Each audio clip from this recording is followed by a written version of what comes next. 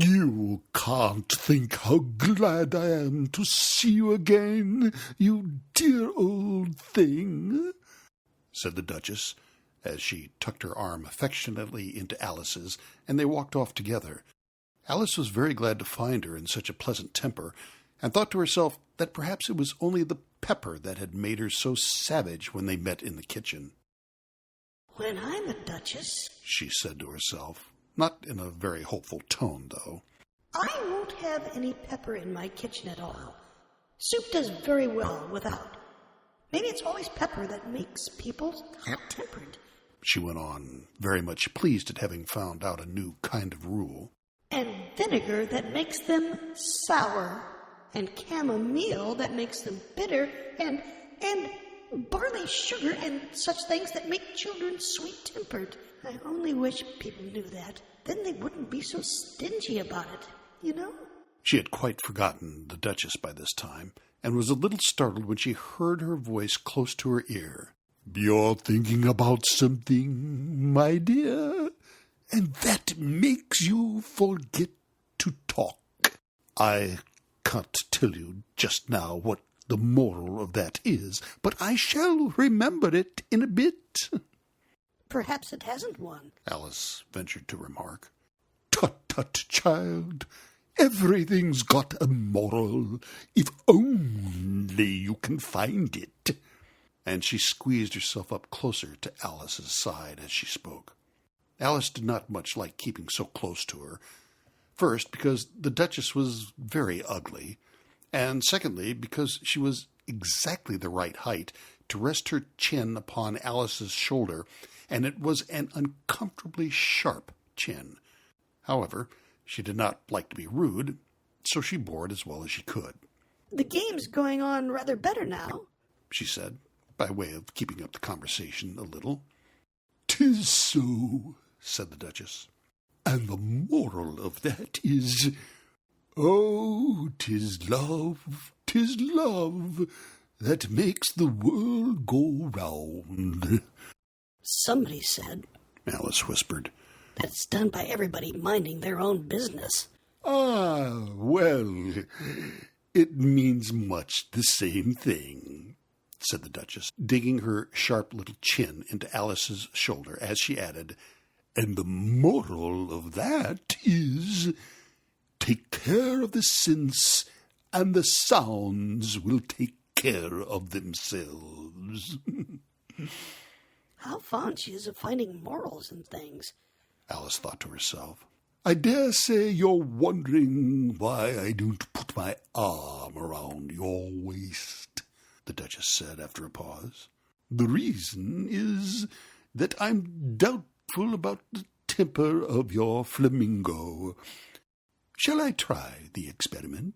"He might bite," Alice cautiously replied, not feeling at all anxious to have the experiment tried. "Very true," said the Duchess. "Flamingos and mustard both bite, and the moral of that is, birds of a feather flock together." "Only mustard isn't a bird," Alice remarked. "Right as usual. What a clear way you have of putting things." "It's a mineral, I think." "Of course it is," said the Duchess, who seemed ready to agree to everything that Alice said. "There's a large mustard mine near here, and the moral of that is, the more there is of mine, the less there is of yours." "Oh, I know. exclaimed Alice, who had not attended to this last remark. It's a vegetable. It doesn't look like one, but it is. I quite agree with you, said the Duchess. And the moral of that is, be what you would seem to be. Or, if you like it put more simply, never imagine yourself not to be otherwise than what it might appear to others that what you were or might have been was not otherwise than what you had been would have appeared to them to be otherwise.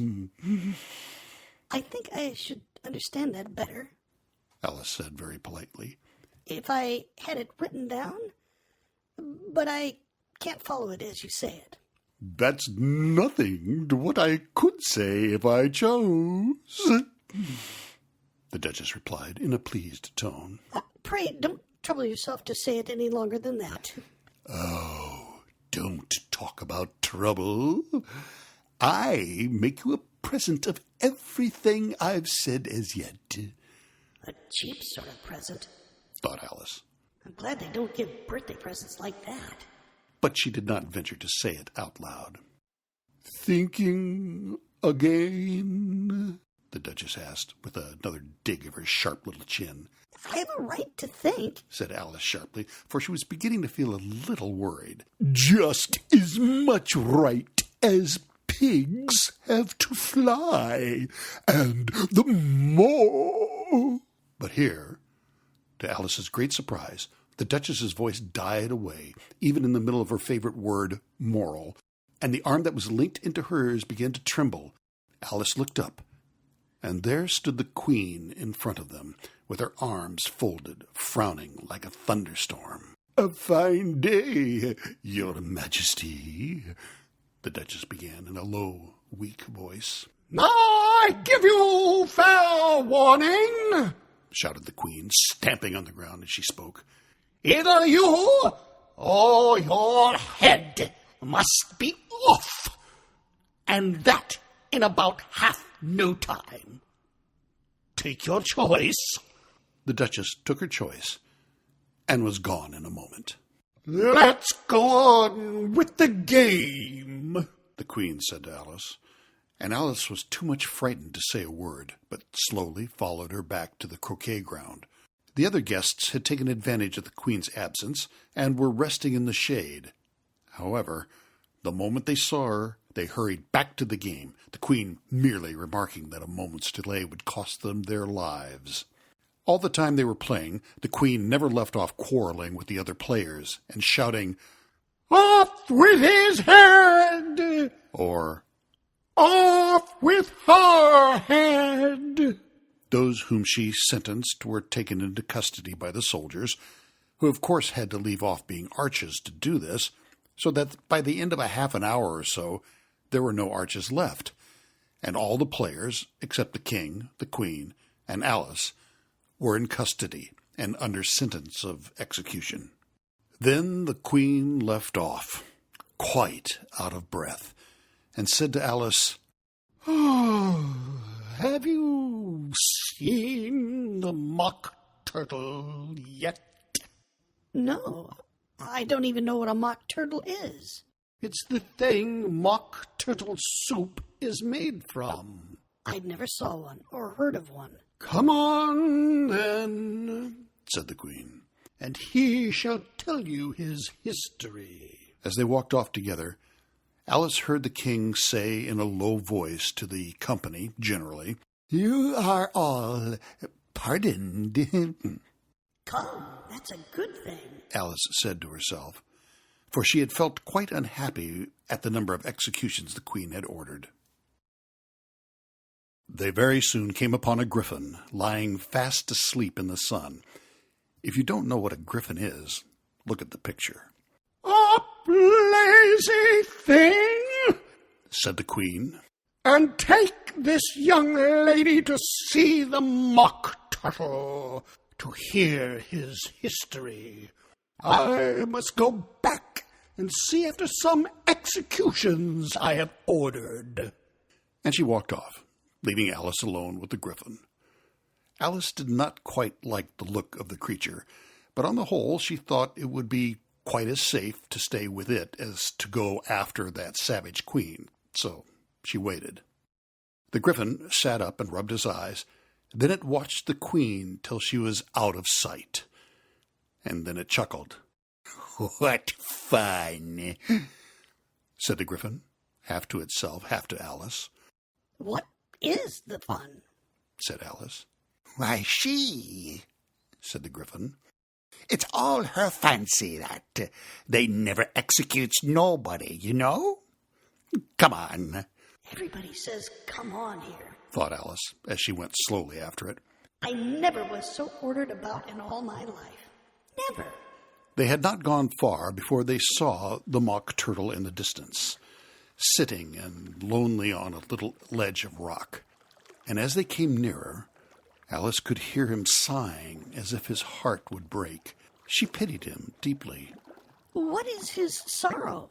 she asked the Gryphon, and the Gryphon answered, very nearly in the same words as before.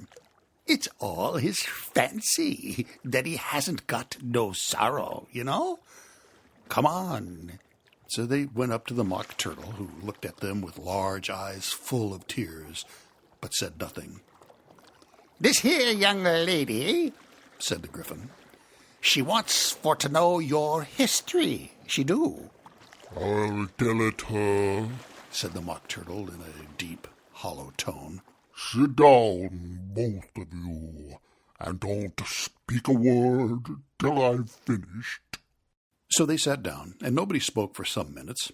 Alice thought to herself, "I don't see how he can ever finish if he doesn't begin." But she waited patiently. "Once," said the Mock Turtle at last, with a deep sigh, "I was a real turtle." These words were followed by a very long silence, broken only by an occasional exclamation of from the Gryphon, and the constant heavy sobbing of the Mock Turtle.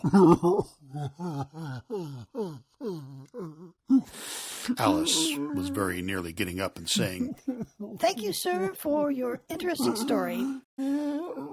but she could not help thinking there must be more to come. So she sat still and said nothing.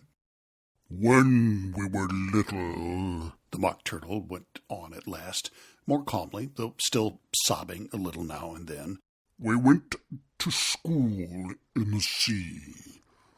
The master was an old turtle. We used to call him Tortoise." "Why did you call him Tortoise if he wasn't one?" Alice asked. "We called him Tortoise because he taught us," said the Mock Turtle angrily. "Really, you are very dull." "You ought to be ashamed of yourself for asking such a simple question," added the Gryphon. And then they both sat silent and looked at poor Alice, who felt ready to sink into the earth. At last the Gryphon said to the Mock Turtle, "Drive on, old fellow. Don't be all day about it." And he went on in these words. "Yes, we went to school in the sea, though you mayn't believe it." I never said I didn't." "You did." "Hold your tongue," added the Gryphon before Alice could speak again. The Mock Turtle went on. "We had the best of educations. In fact, we went to school every day." "I've been to a day school, too. You needn't be so proud as all that." "With extras?" "Yes. We learned French and music." "And washing?" "Certainly not." "Then yours wasn't really a good school." said the Mock Turtle in a tone of great relief. "No, at ours, they had at the end of the bill French, music, and washing. Extra." You couldn't have wanted it much, living at the bottom of the sea."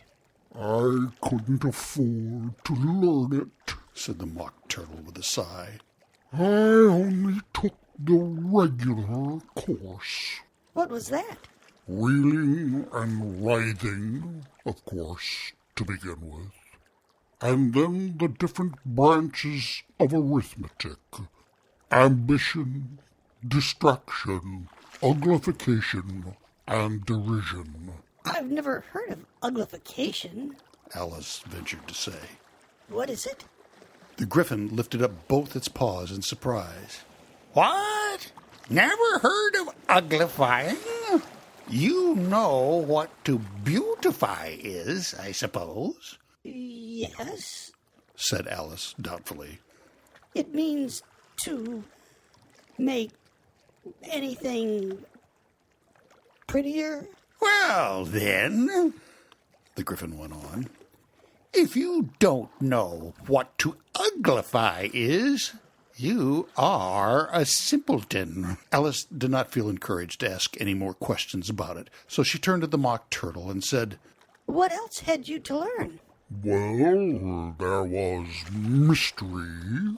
The Mock Turtle replied, counting off the subjects on his flappers. Mystery, ancient and modern, with seaography. Then drawling. The drawling master was an old conger eel that used to come once a week.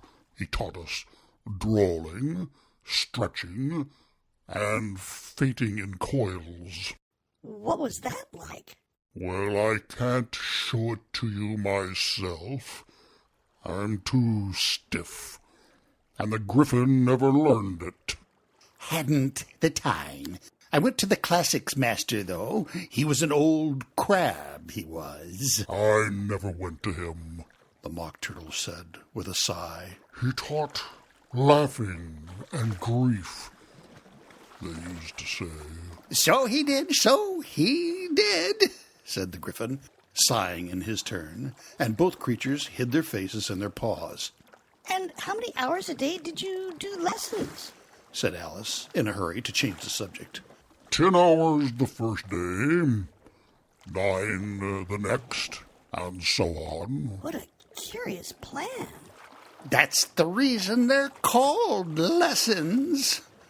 Because they lessen from day to day. This was quite a new idea to Alice, and she thought it over a little bit before she made her next remark. Then the 11th day must have been a holiday. Of course it was. And how did you manage on the 12th? That's enough about lessons, The Griffin interrupted in a very decided tone. Tell her something about the games now.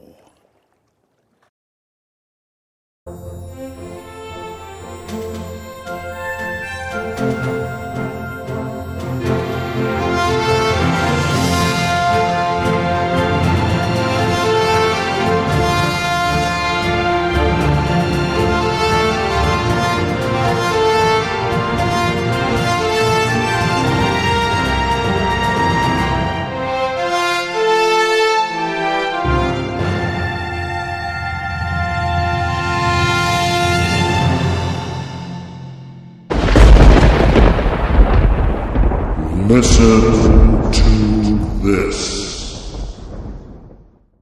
Be sure to catch the next episode of Alice's Adventures in Wonderland, only on Write Out Loud's Fantasy Friday. It's Chapter 10, when the Mock Turtle sings, and with the Griffin, they teach Alice the Lobster Quadrille.